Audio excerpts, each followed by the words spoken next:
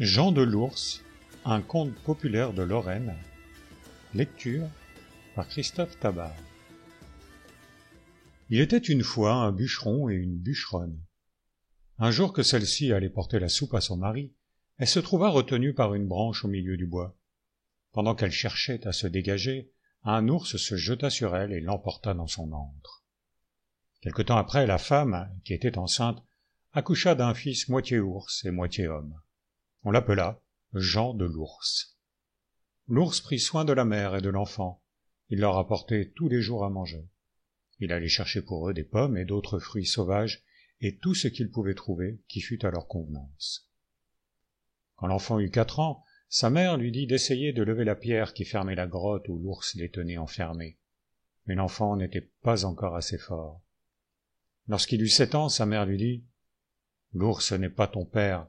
Tâche de lever la pierre pour que nous puissions nous enfuir. »« Je la lèverai, répondit l'enfant. Le lendemain matin, pendant que l'ours était parti, il leva en effet la pierre et s'enfuit avec sa mère. Ils arrivèrent à minuit chez le bûcheron. La mère frappa à la porte.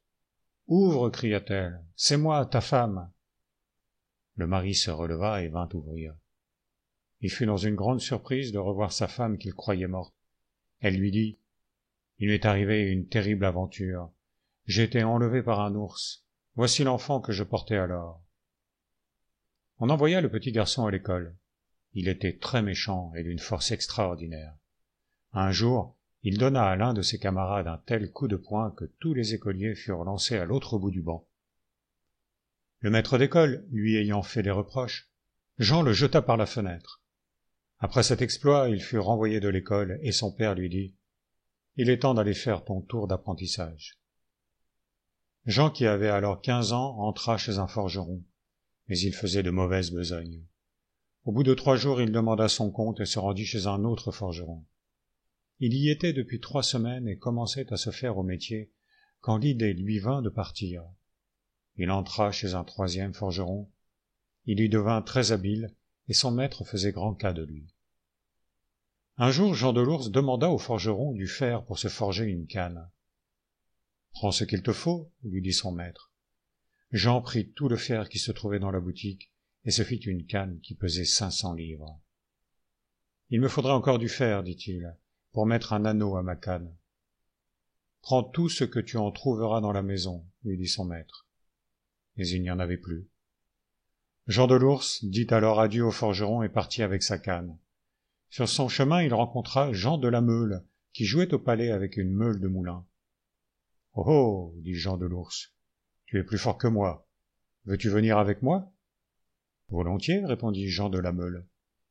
Un peu plus loin, ils virent un autre jeune homme qui soutenait une montagne. Il se nommait Appuie-Montagne. « Que fais-tu là ?» lui demanda Jean de l'Ours.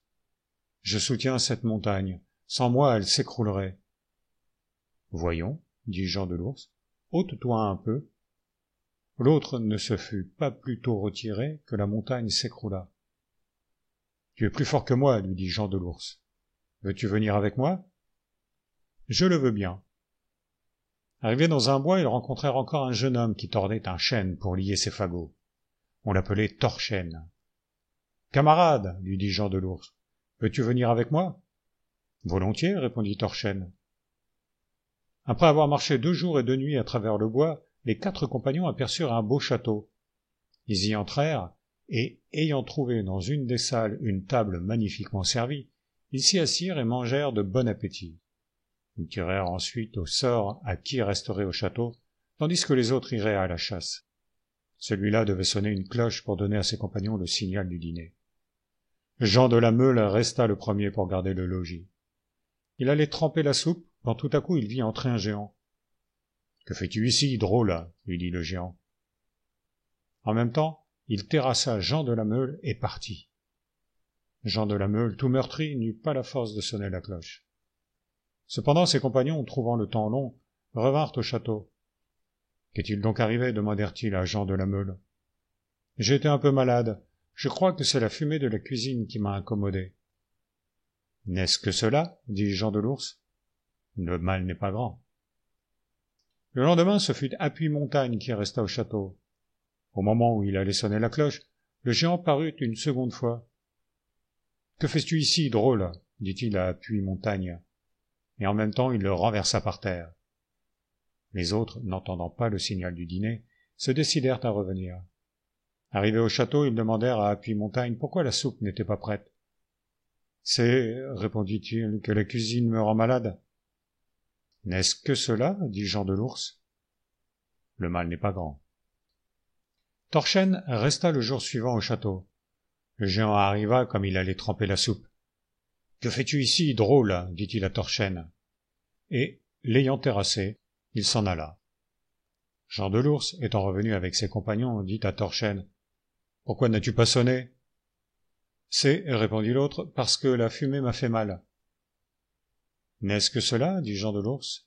« Demain, ce sera mon tour. » Le jour suivant, au moment où Jean de l'Ours allait sonner, le géant arriva. « Que fais-tu ici, drôle ?» dit-il au jeune homme, et il allait se jeter sur lui, mais Jean de l'Ours ne lui en laissa pas le temps. Il saisit sa canne et fendit en deux le géant. Quand ses camarades rentrèrent au château, il leur reprocha de lui avoir caché leur aventure. « Je devrais vous faire mourir, dit-il, mais je vous pardonne. » Jean de l'Ours se mit ensuite à visiter le château. Comme il frappait le plancher avec sa canne, le plancher sonna creux. Il voulut en savoir la cause et découvrit un grand trou. Ses compagnons accoururent. On fit descendre d'abord Jean de la Meule à l'aide d'une corde. Il tenait à la main une clochette. « Quand je sonnerai, dit-il, vous me remonterez. » Pendant qu'on le descendait, il entendit au-dessous de lui des hurlements épouvantables. Arrivé à moitié chemin, il cria qu'on le fît remonter, qu'il allait mourir. Appuie-Montagne descendit ensuite. Effrayé, lui aussi, des hurlements qu'il entendait, il sonna bientôt pour qu'on le remontât. Torchen fit de même. Jean de l'Ours alors descendit avec sa canne. Il arriva en bas sans avoir rien entendu et vit venir à lui une fée. « Tu n'as donc pas peur du géant ?» lui dit-elle. « Je l'ai tué, » répondit Jean de l'Ours. « Tu as bien fait, » dit la fée. « Maintenant, tu vois ce château ? Il y a des diables dans 2 chambres, 11 dans la première et 12 dans la seconde.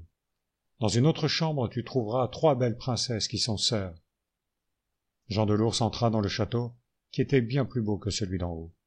Il y avait de magnifiques jardins, des arbres chargés de fruits dorés, des prairies émaillées de 1000 fleurs brillantes. Arrivé à l'une des chambres, Jean de l'Ours frappa 2 ou 3 fois avec sa canne sur la grille qui la fermait, et la fit voler en 1000 pièces. Puis il donna un coup de canne à chacun des petits diables et les tua tous. La grille de l'autre chambre était plus solide. Jean finit pourtant par la briser et tua 11 diables. Le 12e lui demandait grâce et le priait de le laisser partir. « Tu mourras comme les autres, » lui dit Jean de l'Ours, et il le tua. Il entra ensuite dans la chambre des princesses. La plus jeune, qui était aussi la plus belle, lui fit présent d'une petite boule ornée de perles, de diamants et d'émeraudes. Jean de l'Ours revint avec elle à l'endroit où il était descendu, donna le signal et fit remonter la princesse, que Jean de la Meule se hâta de prendre pour lui. Jean de l'Ours alla chercher la seconde princesse, qui lui donna aussi une petite boule ornée de perles, d'émeraudes et de diamants. On la remonta comme la première, et Appuie-Montagne se l'adjugea. Jean de l'Ours retourna près de la 3e princesse. Il en reçut le même cadeau, et la fit remonter comme ses sœurs. Torchen la prit pour lui. Jean de l'Ours voulut alors remonter lui-même, mais ses compagnons coupèrent la corde. Il retomba et se cassa la jambe. Heureusement, il avait un pot d'onguent que lui avait donné la fée. Il s'en frotta le genou, et il n'y parut plus.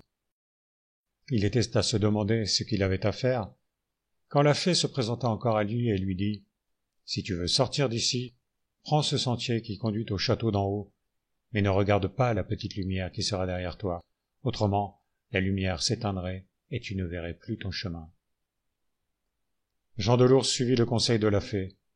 Parvenu en haut, il vit ses camarades qui faisaient leur paquet pour partir avec les princesses. « Hors d'ici, coquin !» cria-t-il, « ou je vous tue. C'est moi qui ai vaincu le géant, je suis le maître ici. » Et il les chassa. Les princesses auraient voulu l'emmener chez le roi leur père, mais il refusa. « Peut-être un jour, leur dit-il, passerai-je dans votre pays, alors je viendrai vous voir. » Il mit les 3 boules dans sa poche et laissa partir les princesses, qui, une fois de retour chez leur père, ne pensèrent plus à lui. Jean de l'Ours se remit à voyager et arriva dans le pays du roi, père des 3 princesses. Il entra comme compagnon chez un forgeron. Comme il était très habile, la forge fut bientôt en grand renom. Le roi fit un jour appeler le forgeron et lui dit « Il faut me faire 3 petites boules dont voici le modèle. Je fournirai tout et je te donnerai 1 million pour ta peine. Mais si dans tel temps les boules ne sont pas prêtes, tu mourras. » Le forgeron raconta la chose à Jean de l'Ours, qui lui répondit qu'il en faisait son affaire. Cependant le terme approchait, et Jean de l'Ours n'avait pas encore travaillé. Il était à table avec son maître. « Les boules ne seront pas prêtes, disait le forgeron. « Maître, allez encore tirer un broc. » Pendant que le forgeron était à la cave, Jean de l'Ours frappa sur l'enclume, puis tira de sa poche les boules que lui avaient données les princesses. La besogne était faite. Le forgeron courut porter les boules au roi. « Sont-elles bien comme vous les vouliez ?» lui dit-il. « Elles sont plus belles encore, » répondit le roi. Il fit compter au forgeron le million promis, et alla montrer les boules à ses filles. Celles-ci se dirent l'une à l'autre. « Ce sont les boules que nous avons données au jeune homme qui nous a délivrés. » Elles en avertirent leur père, qui envoya aussitôt de ses gardes pour aller chercher Jean de l'Ours.